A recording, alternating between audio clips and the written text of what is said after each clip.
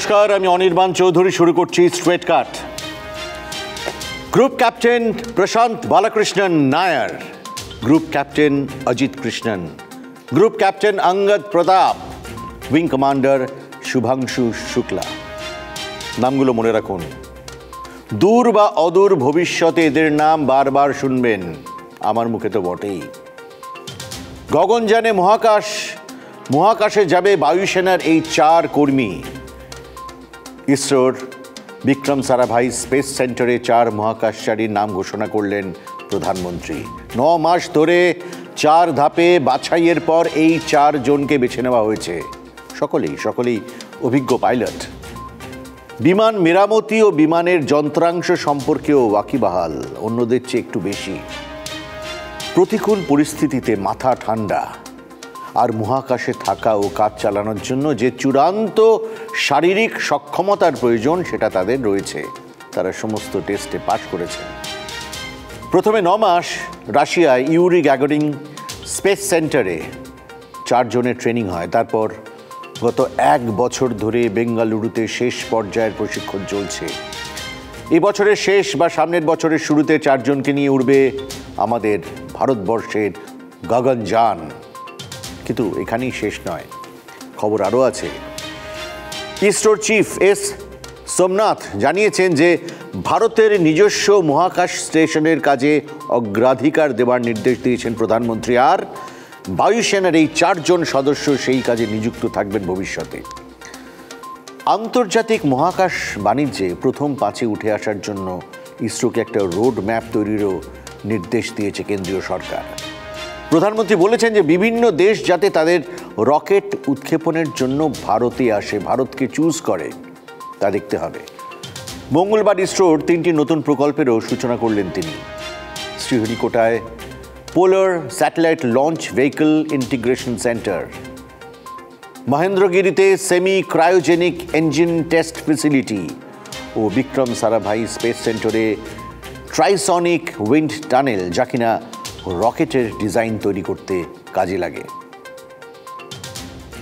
साहसिक साथियों के सम्मान में हम सब स्टैंडिंग ओवेशन दे करके तालियों से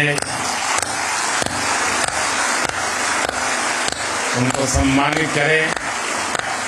ये नए काल चक्र की शुरुआत है। एक और ऐतिहासिक सफर के साक्षी बन रहे हैं। देश पहली बार अपने 4 गगनयान यात्रियों से परिचित हुआ। ये सिर्फ 4 नाम और 4 इंसान नहीं है, ये 140 करोड़ एस्पिरेशंस को स्पेस में ले जाने वाली 4 शक्तियां हैं। বিক্রম সারাভাই স্পেস সেন্টারে যাওয়ার আগের দিনই TV9 নেটওয়ার্কের গ্লোবাল সামিটে এসেছিলেন প্রধানমন্ত্রী নরেন্দ্র মোদী, এসেছিলেন প্রতিরক্ষা মন্ত্রী রাজনাথ সিংও। তারা কি বললেন তা অবশ্যই আপনাদের শোনাবো। কেন বললেন তাও বলবো। আগে রাজনাথের বক্তব্য শোনাবো, তারপর মোদীর। তবে প্রতিরক্ষা মন্ত্রীর কথা শোনানোর আগে আমি আপনাদের আরেকটা খবর দিই। কেন্দ্রীয় মন্ত্রিসভার প্রতিরক্ষা সংক্রান্ত কমিটি 19,000 কোটি টাকার ব্রহ্মস ডিলে ছাড়পত্র দিয়ে দিল। নৌবাহিনীর জন্য কেনা হবে 200টা ব্রহ্মস মিসাইল। হ্যাঁ, 200টা।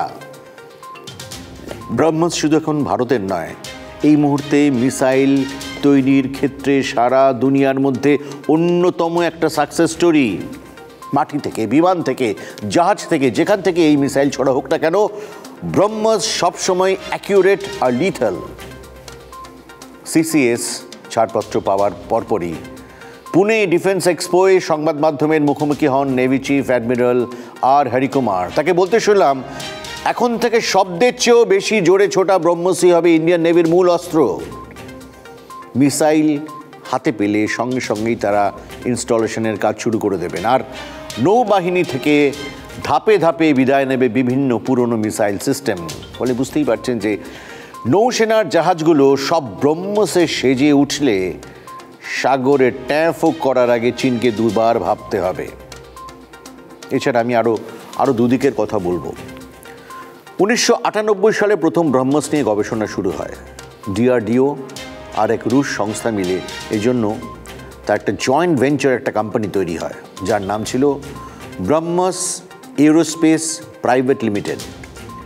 শুরুতে এই সংস্থায় রাশিয়ার স্টেক বেশি ছিল। ক্রমশ ভারত তার অংশীদারি বাড়ায়, ফলে দুদেশের এই যৌথ সংস্থার হেড অফিস এখন দিল্লিতে। 19,000 কোটি টাকা খরচে 200টি ব্রহ্মস তৈরির জন্য মার্চে এই সংস্থার সঙ্গে প্রতিরক্ষা মন্ত্রকের চুক্তি হয়ে যাবে।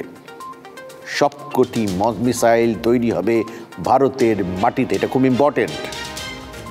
একদিকে দেশের টাকা দেশেই থাকবে, আর অন্যদিকে প্রতিরক্ষায় আত্মনির্ভরতার অনুশীলনে আরেক ধাপ এগোবো আমরা বিদেশেও কিন্তু এই মিসাইল রপ্তানি করছি। সামনের বছরই ফিলিপিন্সকে ব্রহ্মস পাঠানো হবে, ঘরে আসবে $500 কোটি মার্কিন ডলার। আরেকটা বিষয় হলো, ভারতের মোট তেল আমদানির 90% আছে জলপথে। আমরা এখন থার্ড লার্জেস্ট ইকোনমি হয়ে ওঠার কথা বলছি, স্বপ্ন দেখছি। ফলে নিজেদের সমুদ্র সম্পদও তো আমাদের সুরক্ষিত রাখতে হবে, সেসবের সঠিক ব্যবহার করতে হবে সমস্ত সম্পদ। তাই বর্তমানে নৌসেনার ভূমিকা অনেক বেড়ে গেছে। আমরা এতদিন দেখতাম জঙ্গি সংগঠন কিংবা অন্য কোনো ভাড়াটে বাহিনীর হাতে বন্দুক থাকে, এখন দেখছি তারা দিব্যি, এইসব ভাড়াটে বাহিনীরাও দিব্যি মিসাইল ও ড্রোন ব্যবহার করছে। হুতি জঙ্গিদের দেখুন না, শুধু চীনের সেনা নয়, আরব সাগরে এবং ভারত মহাসাগরে ঘুরে বেড়াচ্ছে জলদস্যুরা। আমাদের জলসীমার কাছে নানা রকম নন স্টেট অ্যাক্টার্স ও স্টেট স্পন্সার্ড এন্টিটিস, এদের গতিবিধি বাড়ছে। ফলে নেভির হাতে পর্যাপ্ত পরিমাণে ব্রহ্মসের মতন একটা ব্রহ্মাস্ত্রের দরকার ছিল বলে মনে করছেন প্রতিরক্ষা বিশেষজ্ঞরা। নৌসেনাকে তার সেই প্রয়োজনটাই মিটিয়ে দিচ্ছে সরকার। আর এসব উদ্যোগ নেওয়া হচ্ছে বলেই আমরা চীনের সঙ্গে চোখে চোখ রেখে কথা বলতে পারছি। TV9-এর গ্লোবাল সামিটের সে যা কিনা সাফ জানিয়ে দিয়ে গেলেন রাজনাথ সিং। हम किसी को छेड़ेंगे नहीं, लेकिन हमको यदि कोई छेड़ेगा तो फिर हम छोड़ेंगे नहीं। इस संकल्प के साथ हम काम करते हैं। विश्व में दुनिया का अकेला देश ये भारत है, अकेला देश ये भारत है जो आज तक न तो दुनिया के किसी देश पर कभी कोई आक्रमण किया है और न तो दुनिया के किसी देश की 1 इंच जमीन पर कभी भारत ने कब्जा किया है। चीन से कमांडर लेवल की करीब आपकी 20-21 राउंड की बैठक हो चुकी है, WMCC की बैठक हो चुकी है। चीजें कहां तक आगे बढ़ी हैं? बस इतना ही कहूंगा कि बातचीत चल रही है, अच्छी चल रही है, चिंता का विषय नहीं है। अब मैं सार्वजनिक रूप से इन चीजों को तो नहीं इस समय बतला सकता, क्योंकि बातचीत का दौर इस समय चल रहा है जी। लेकिन इतना मानिए कि झुक कर बात नहीं हो रही है। इतना ही कहूंगा। अच्छा, वहां और मैं अपने प्रधानमंत्री की नेतृत्व में, और जैसा उनका वो है, मैं देश का रक्षा मंत्री होने के नाते मैं विश्वास के साथ कह सकता हूं कि देश का मस्तक किसी भी सूरत में हम लोग झुकने नहीं देंगे। গত বৃহস্পতিবার আমি আপনাদের বলেছিলাম বঙ্গোপসাগরে ভারতের নেতৃত্বে শুরু হচ্ছে বহুদেশীয় যৌথ নৌমহড়া মিলন 2024 2024। ভারতের ডাকে সাড়া দিয়ে যেখানে পাশাপাশি যুদ্ধাভ্যাস করবে America, Russia, Iran, all the unlikely partners, সেই মহড়া শেষ হলো। থিম ছিল সৌহার্দ্য, সামঞ্জস্য, সহযোগিতা। মহড়া হয়েছে মাঝ সমুদ্রে, মহড়া হয়েছে বিশাখাপত্তনম বন্দরে।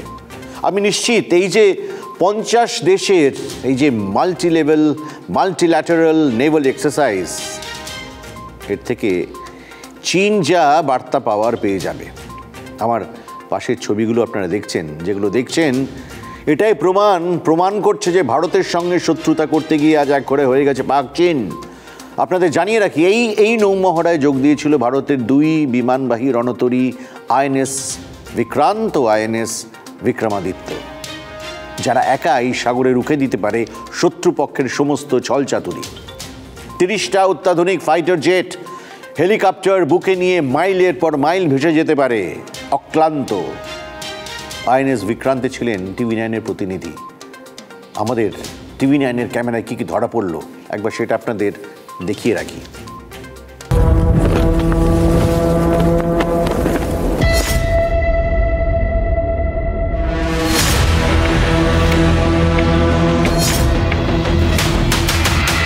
विक्रांत केवल एक युद्धपोत नहीं है, ये 21वीं सदी के भारत के परिश्रम, प्रतिभा, प्रभाव और प्रतिबद्धता का प्रमाण है।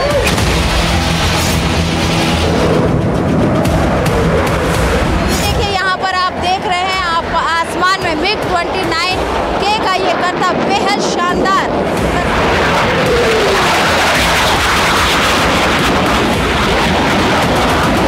ये हर भारतीय का मान, स्वाभिमान बढ़ाने वाला अवसर है। নমস্কার, TV9 বাংলায় আপনাদের সবাইকে স্বাগত। আমি অঞ্জু। আপনাদের দেখাবো মিলান 2024-এর এক্সক্লুসিভ ছবি।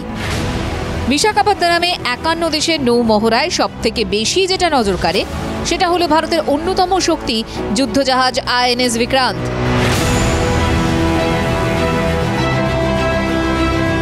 সম্পূর্ণ দেশীয় প্রযুক্তিতে তৈরি এই এয়ারক্রাফট, তার উপরেই দাঁড়িয়ে আছি আমি। প্রথমবার মহড়ায় অংশ নিচ্ছে এই রণতরী, দেখাচ্ছে ভারতের শক্তি, যা দেখে কাঁপতে বাধ্য চীন, Pakistan.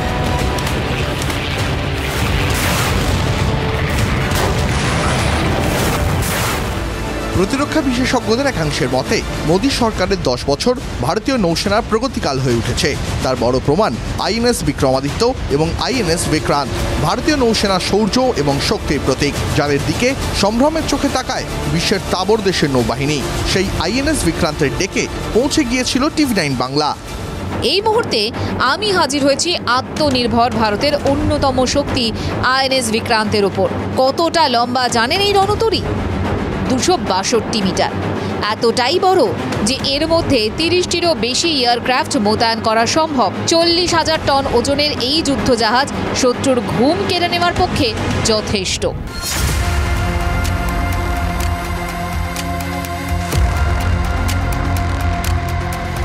Tejas, MiG-29K fighter jet, Kamov 3-1, MH-60 Romeo multi role helicopter ছাড়াও দেশীয়ভাবে তৈরি অ্যাডভান্সড লাইট হেলিকপ্টার এবং light combat aircraft. Then there is MH-60R, which is a newly inducted. Then there is Sea King, Charlie and Bravo both.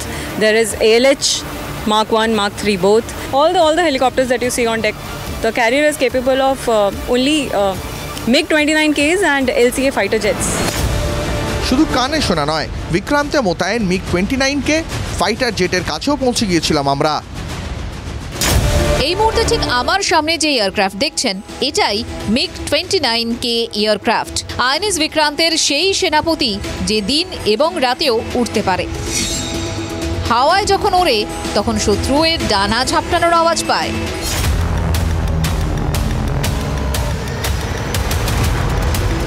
এবার INS বিক্রান্তে রাখা advance light helicopter ধ্রুবকে ভালো করে দেখুন। আমি এই মুহূর্তে ধ্রুবের ককপিটে বসে আছি। সমুদ্রে নজরদারি থেকে উদ্ধার, এমনকি শত্রুপক্ষের ওপর হামলা চালাতে এর জুড়ি মেলা ভার। इंडियन नेम है ध्रुव।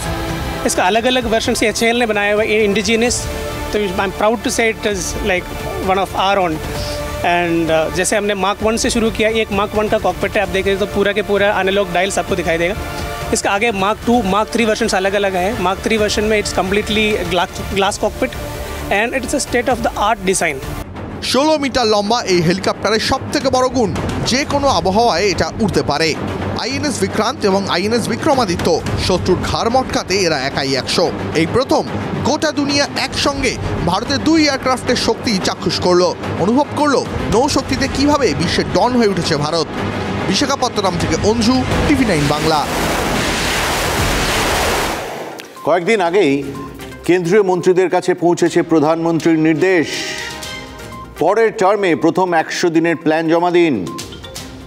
ভোটের আগে প্রধানমন্ত্রী গত 5 বছরের যে সরকারের সাফল্য তা নিয়ে অবশ্যই বলেছেন, কিন্তু তার চেয়েও বেশি বলছেন যে আগামী 5 বছরের পরিকল্পনা নিয়ে। TV9-এর গ্লোবাল সামিটে এসে তিনি আরেকটু স্পষ্ট করলেন বিষয়টা। প্রধানমন্ত্রীর বক্তব্য অবশ্যই শোনাবো আপনাদের। তার আগে বলি, আমি যতটা খবর পাচ্ছি আগামী দিনের জন্য 4টে বিষয়কে গুরুত্ব দিচ্ছেন মোদি। 1, ভারতকে তৃতীয় বৃহত্তম আর্থিক শক্তিতে পরিণত করা। 2, মধ্যবিত্তদের জন্য আরও সুযোগ তৈরি। 3, পরিকাঠামো উন্নয়ন, এক্ষেত্রে জলপথ ও বিমান চলাচলের আমূল সংস্কারের পরিকল্পনা রয়েছে। আর 4 নম্বর অবশ্যই প্রতিরক্ষা। ভারতকে ডিফেন্স হাব তৈরি, সেই হিসেবে তৈরি তোলার টার্গেট নিয়েছে কেন্দ্র। প্রধানমন্ত্রী নিজে দাবি করেছেন বিজেপি 370 এবং এনডিএ 400 আসন পাবে। দেখুন, এইসব রাজনৈতিক তরজা, দাবি পাল্টা দাবি, এর মধ্যে আমি একদম ঢুকবো না। তবে কথায় কথায় এক বিপণন বিশেষজ্ঞ আমাকে যা বললেন তা কিন্তু বেশ ইন্টারেস্টিং। তার মতে বিরোধীরা যতই এই 370 আসনের দাবি নিয়ে হইচই করবেন, ততই নিজেদের ইস্যু থেকে তাদের ফোকাস সরে যাবে। বিজেপি ঠিক এই কৌশলটাই নিয়েছে। ঠিক যেমন বিজ্ঞাপনের দুনিয়ার প্রবাদ প্রতিম ডেভিড ওগিলভির থিওরি ছিল, রাইভাল ব্র্যান্ডকে পেছনে ফেলতে হলে তাদের ইউএসপিটাই নাড়িয়ে দিতে হবে। সংসদের অধিবেশন থেকে স্লোগান তুলেছিলেন আব কি বার 400 পার। সেই লক্ষ্যে দলকে মন্ত্র দিয়েছেন প্রধানমন্ত্রী নরেন্দ্র মোদী। TV9 গ্লোবাল সামিটে টানা তৃতীয়বার সরকার গড়ার ব্যাপারে আত্মবিশ্বাস ঝরে পড়ল প্রধানমন্ত্রীর গলায়। आने वाले 5 साल बहुत महत्वपूर्ण है। ऑडियंस यहाँ बैठा है और बड़ी जिम्मेवारी के साथ कहता हूँ, हमारे तीसरे कार्यकाल में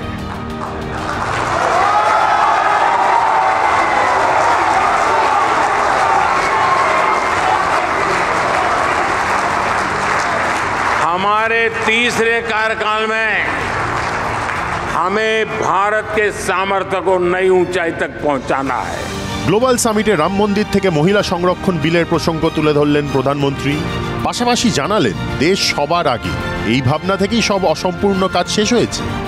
आर्टिकल 370 की समाप्ति से लेकर राम मंदिर निर्माण तक, ट्रिपल तलाक के अंत से लेकर महिला आरक्षण तक, सरकार ने नेशन फर्स्ट की सोच के साथ ऐसे हर अधूरे काम पूरे किए।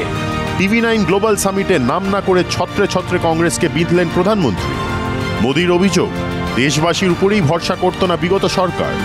মোদির প্রশ্ন, এমন সরকার থাকলে দেশবাসীর উন্নতি হবে কি করে? जिन्होंने सरकार चलाई उनका भारतीयता के सामर्थ्य पर ही विश्वास नहीं था। उन्होंने भारतीयों को अंडर एस्टिमेट किया। जब देश का नेतृत्व ही निराशा से भरा हुआ हो, तो फिर देश में आशा का संचार कैसे होता? বিরোধীদের বিরুদ্ধে বারবার ভোট ব্যাংক তোষণের রাজনীতির অভিযোগ করেন প্রধানমন্ত্রী। দুর্নীতি নিয়ে বারবার সরব হন। এদিন সামিট থেকে এই প্রসঙ্গে ফের বেঁধেন বিরোধীদের। पहले की सरकारों की एक और सोच ये थी कि वो देश की जनता को अभाव में रखना पसंद करती। अभाव में रह रही जनता को ये लोग चुनाव के समय थोड़ा बहुत देकर अपना स्वार्थ सिद्ध कर लेते। इसके चलते ही देश में एक वोट बैंक पॉलिटिक्स का जन्म हुआ। हमने तुष्टीकरण न करके देशवासियों के সন্তুষ্টিকরণ का रास्ता चुना। আগামী দিনে কোন পথে এগোবে দেশ, তারও রোডম্যাপ জানিয়ে দিলেন মোদি। কেন ভারতকে দুনিয়া সম্ভ্রমের চোখে দেখে, সেই উত্তরণের কাহিনী শোনালেন। आज हम जो करते हैं वो बेस्ट और बिगेस्ट करते हैं। आज भारत की उपलब्धियां देखकर दुनिया हैरान है। दुनिया भारत के साथ चलने में अपना फायदा देख रही है। দুনিয়ার পঞ্চম অর্থনীতির দেশ ভারত, আরও এগোনো লক্ষ্য সরকারের। তৃতীয়বার ক্ষমতায় এসে সেই পথে হাঁটতে চায় কেন্দ্র। TV9 গ্লোবাল সামিটে জয়ের হ্যাট্রিক নিয়ে প্রত্যয়ী প্রধানমন্ত্রী। Bureau report, TV9 Bangla. Straight কাট আজ এ পর্যন্তই। আবার দেখা হবে সোম থেকে শনি প্রতিদিন রাত 10টায়। দেখতে থাকুন TV9 বাংলা, প্রথম থেকেই প্রথমে। Good bye.